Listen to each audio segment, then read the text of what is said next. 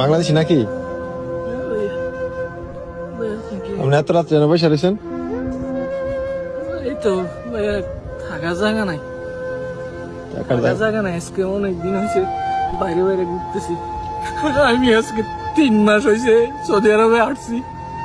দালালে আইনা আমারে কাজও দেয় না, কিছু না। এক জায়গায় কাজও গেছি, 1 মাস হয়েছে কামের টাকাও দেয় না।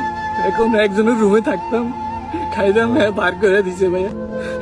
এতদিন আমি রিয়াতে ছিলাম, এখন চলে আসছি এখানে।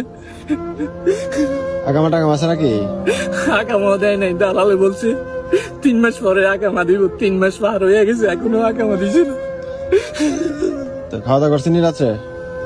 না ভাইয়া, এই দেখে আমার কাছে 5টা টাকা ছিল, তো সকালে কি খাবো? এই দেখেন কবুজ ভাইয়া, একটা কবুজ খাইছি আর এই কটা কবুজ রাখি রাখছি, সব তো হয়ে গেছে ভাইয়া ঘরের মধ্যে। তো আপনার কাইন্দেন না, কাইন্দেন